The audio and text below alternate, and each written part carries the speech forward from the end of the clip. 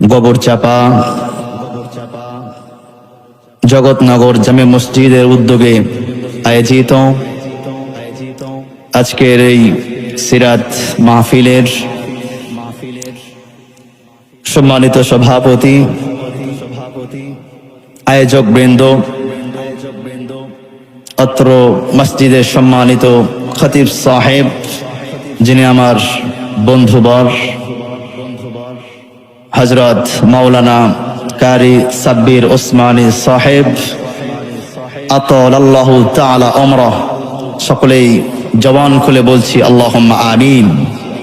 শুরুতেই আল্লাহ সুবহানাহু ওয়া তাআলার দরবারে দোয়া করছি, আজকে যে প্রোগ্রাম হচ্ছে, আজকে যে আয়োজন হয়েছে, যারা যেভাবে সহযোগিতা করেছে, মেধা দিয়ে, অর্থ দিয়ে, শ্রম দিয়ে, সময় দিয়ে, যারা যেভাবে এই সিরাত মাহফিলের আঞ্জাম দিয়েছেন বা দিচ্ছেন, আল্লাহ পাক সবাইকে কবুল আর মঞ্জুর করে বলি আমিন।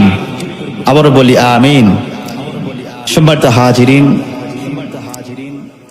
আলোচনার সূচনা লগ্নে শুকরগুজার হচ্ছি আল্লাহ সুবহানাহু ওয়া তাআলার দরবারে, যে আল্লাহ সুবহানাহু ওয়া তাআলা জুমার দিনে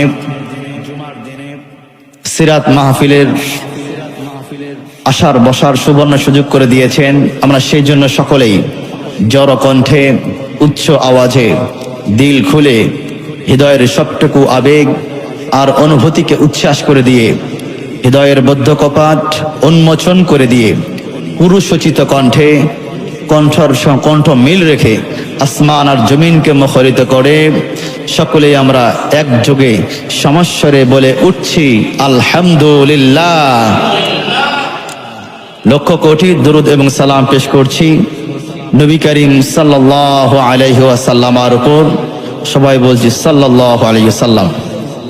সম্মানিত সুধী, বর্তমান যে পৃথিবীতে আমরা বসবাস করছি, এই পৃথিবীর বয়স হচ্ছে 4,70,00,000 বছর। 4,70,00,000 বছর ধরে এই পৃথিবী চলছে। এই পৃথিবী আবাদ হচ্ছে প্রায় 12,500 বছর ধরে।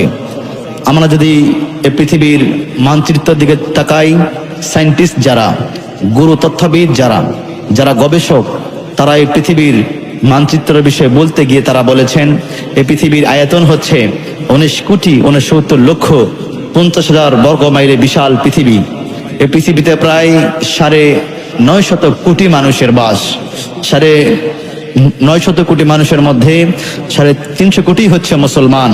এই বিশ্ব জগতে প্রায় 232টির মতো দেশ আছে। 232টি দেশের মধ্যে 59টি হচ্ছে মুসলিম দেশ।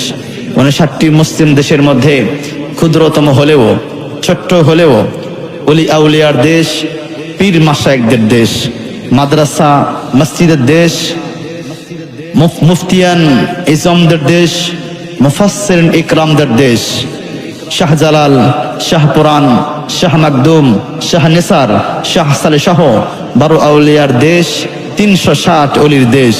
আমাদের এই সুজলা, সুফলা, সবুজ, শস্য শ্যামলে সুন্দর সোনার বাংলাদেশ। কথা বলুন ঠিক কিনা?